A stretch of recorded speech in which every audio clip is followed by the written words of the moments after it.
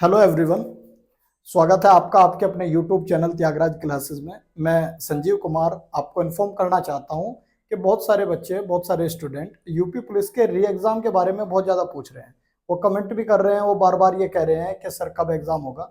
देखिए, एग्ज़ाम कब होगा इस पर चर्चा करना फिजूल है, बेकार है, क्योंकि एग्ज़ाम 6 महीने के अंदर निश्चित तौर पर होना है, जिनमें से 4 महीने अब तक कंप्लीट हो चुके हैं। तो सबसे बड़ी बात तो यह है कि हम अपने को निगेटिव करना चाह रहे हैं बार बार ये पूछकर कि एग्ज़ाम कब होगा, होगा या नहीं होगा, पहले फिजिकल होगा या पहले एग्ज़ाम होगा। आप छोड़ दीजिए इन चीज़ों को। निश्चित 1 से 1.5 महीने के अंदर एग्ज़ाम करा लिया जाएगा। दूसरी बात यह है कि त्यागराज क्लासेस आपके लिए एक अलग ही चीज़ लेकर आ रहा है। अलग चीज़ क्या है, मैं आपको थोड़ा सा उसका डेमो देता हूँ। देखिए, आपने देखा होगा कि हमारे पास ज़्यादा टाइम अभी नहीं है। मैं ये चाह रहा हूँ कि एक प्लेलिस्ट में जारी करूँ आपके लिए, और उस प्ले लिस्ट में हम केवल 3 से 4 मिनट की एक वीडियो किसी टॉपिक पर डालते रहें। वो वीडियो इंडियन और वर्ल्ड ज्योग्राफी से संबंधित हो और उसमें डाटाबेस चीजें ना हो। अगर उसमें डाटाबेस चीजें होंगी तो फिर हम ऐसे ही या उसी दौड़ में दौड़ने लगेंगे जो आजकल स्टडी मटेरियल हम ऑनलाइन देख रहे हैं या ऑफलाइन जो पढ़ाया जा रहा है। हम चाहते हैं कि हम वर्चुअल काम करें इस तरीके से कि मैपिंग के माध्यम से हम आपकी उन चीज़ों को आसान कर दें जो चीज़ आपने पढ़ रखी है। मैं उसका एक डेमो आपको देता हूं।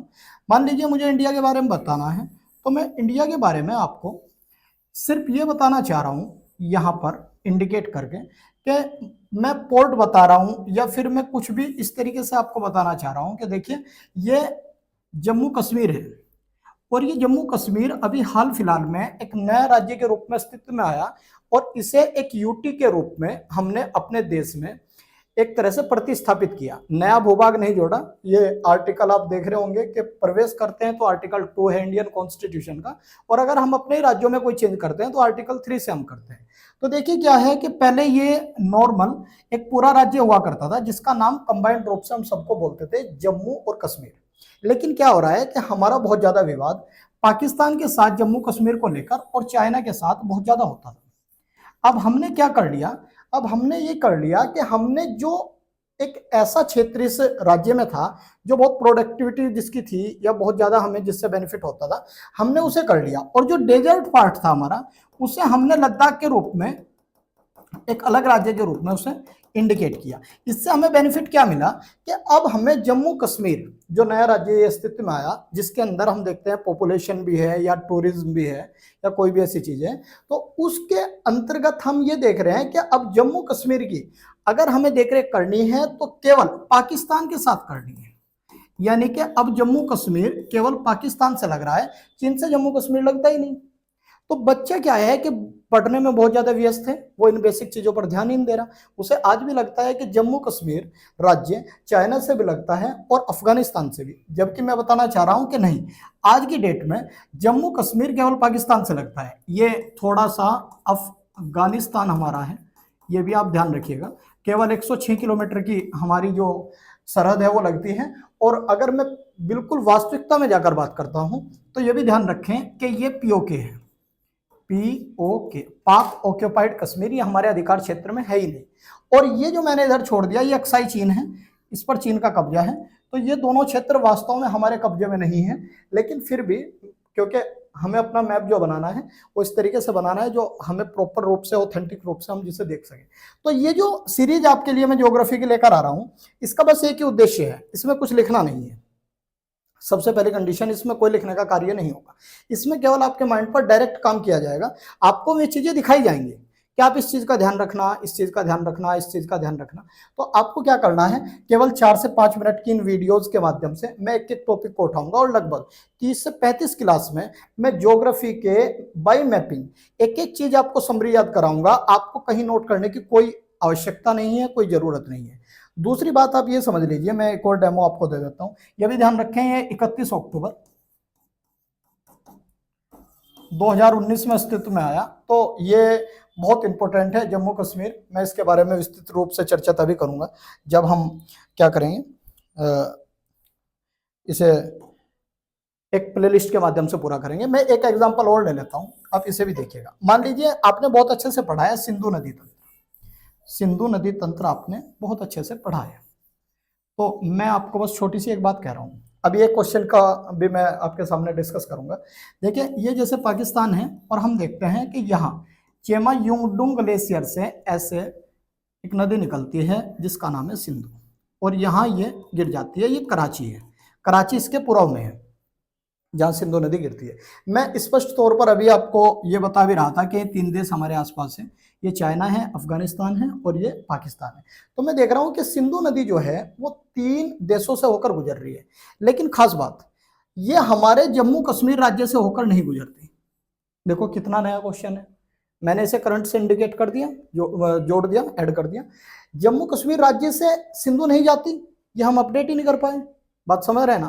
तो मैं ये चाह रहा हूं कि हम कुछ भी नहीं लिखेंगे, हम केवल क्या काम करेंगे, हम केवल, आप चाहोगे तो आप लिख सकते हैं, नहीं तो मैं आपको लिखने का कोई काम ऐसा नहीं दूंगा, मैं सिर्फ आपको एक्सप्लेन करूंगा। केवल आप उन चीजों को देखेंगे और अपनी चीजों को और अच्छे से बेटर करने की कोशिश करेंगे।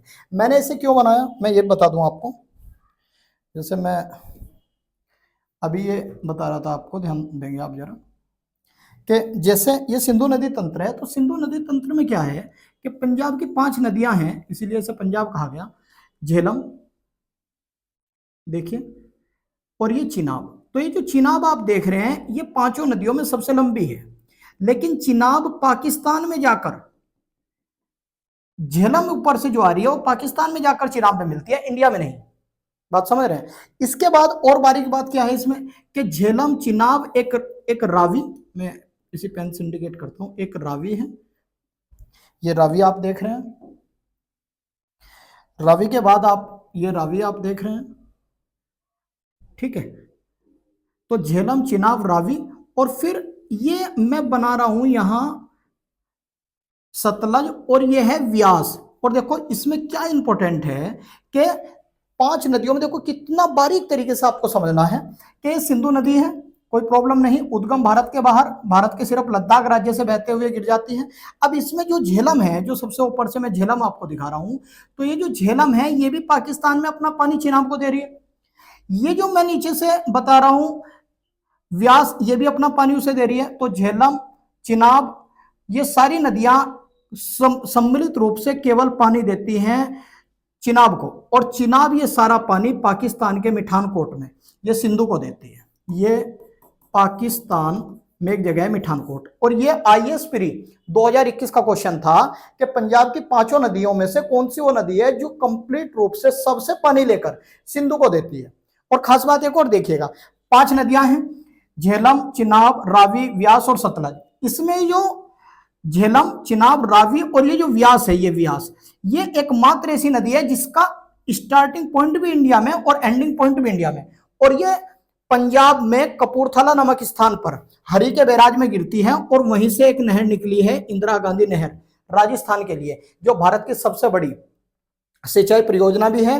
और इंदिरा गांधी नहर की वजह से राजस्थान के कुछ जिले हरियाली में बदले जा चुके हैं, जैसे हनुमानगढ़ जिला, जैसे और भी हैं, जैसलमेर वगैरह तक ये पहुंचाया जा रहा है इसे। तो मैं ये कहना चाह रहा हूं आपको कुल मिलाकर कि मैं ये इमेजिनेशन की फॉर्म लेकर आऊंगा। आप समझ रहे हैं ना, किस टाइप की एक प्लेलिस्ट आएगी, 4 से 5 मिनट की एक वीडियो होगी, उसमें केवल ये एक्सप्लेनेशन होगा, इनकी लेंथ क्या है, कहां से निकलती है, ओरल में बोलकर आपको बताऊंगा। और मैं बारीक बातें ये बताऊंगा कि पंजाब की इन 5 नदियों में केवल सतलज नदी भारत के बाहर उद्गम है इसका। आपने पढ़ा नहीं होगा, पढ़ा भी होगा तो ये भूल जाते हैं चीजें कि सतलज नदी सिंपल है, वरना देखो झेलम इंडिया में, चिनाब इंडिया में, रावी इंडिया में, व्यास वो भी इंडिया में, लेकिन झेलम, चिनाब, रावी, व्यास और सतलज इंडिया के बाहर। आप गहराई समझ पा रहे हैं ना? तो मैं यही कहना चाह रहा हूं आपको कुल मिला के कि ये ऐसी सीरीज होगी। और इस सीरीज में मैं एक और आपको थोड़ा सा मैं बताना चाह रहा हूं, एक चीज ये भी देखिएगा, अगर मुझे इस सीरीज में वर्ल्ड लेवल पर आपको कोई बात बतानी है, अगर वर्ल्ड लेवल पर कोई बात आपको बतानी है, तो इसकी भी केवल 4 से 5 मिनट की ही मैं वीडियो डालूंगा, इससे ज्यादा नहीं डालूंगा। और मैं यूपी पुलिस और यूपीएसआई के लेवल का कंप्लीट आपको मैपिंग करा दूंगा, आपको कोई प्रॉब्लम नहीं होगी। मैं अभी इसका भी आपको थोड़ा सा एक वो दिखाना चाह रहा हूँ, एक डेमो दिखाना चाह रहा हूँ। देखिए वैसे तो आप क्या करते हैं कि मैप परचेज कर लेते हैं, लेकिन आप कोशिश करें, प्रैक्टिस करें, कोई भी चीज़ मुश्किल नहीं है, आप खुद भी बनाएंगे तो बन जाएगी। देखिए मैं ये कह रहा हूँ कि मैंने ये लाइन खींच दी, और ये लाइन, इसे मैं 4 नामों से जानता हूँ, विषुवत रेखा, 0 डिग्री अक्षांश, इक्वेटर, भूमध्य रेखा। ये जो है इससे ऊपर उत्तरी गोलार्ध यानी कि नॉर्थ हेमिस्फीयर, इसके नीचे दक्षिणी गोलार्ध यानी कि साउथ हेमिस्फीयर, एक ये है और एक ये है। इसका नाम है, इसे बोलते हैं मकर, ट्रॉपिक ऑफ कैप्रिकॉर्न। और ये जो भारत से जाती है इसका नाम है कर्क यानी कि ट्रॉपिक ऑफ कैंसर। अब देखो मैं क्या बता रहा हूं, मुझे आपको लिखवाना नहीं है, लेकिन मुझे ये बताना कि एक नदी ये है जो टिंगानाइका झील से निकलती है, इसका नाम है कांगो जाइरे। ये विषुवत रेखा यानी कि इक्वेटर को 2 बार काटती है, इसका नाम क्या है, कांगो जाइरे, कांगो जाइरे। और ये नदी है लिम्पोपो, समझ रहे हैं, ये मकर रेखा को 2 बार काटती है। और भारत की ये नदी है माही, ये कर्क रेखा को क्या करती है, 2 बार काटती है। तो सिर्फ 4 मिनट की वीडियो में मुझे इतने से टॉपिक को डिस्कस करना है, मैं कुछ नहीं लिखवाऊंगा। इंडियन और वर्ल्ड ज्योग्राफी की लगभग 25 से 30 क्लास आपकी इंडियन की और 25 से 30 आपकी वर्ल्ड की डालूंगा, और उनमें आपको केवल दिखाऊंगा, केवल मैं आपको वर्ल्ड की और इंडिया की शेयर कराऊंगा।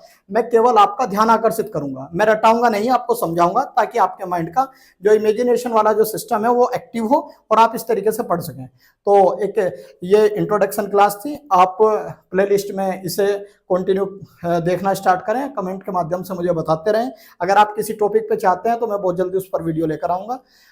तो यही इन्फॉर्म मैं करना चाहता था, और त्यागराज क्लासेस के साथ आप रेगुलर जुड़े रहें। Thank you so much.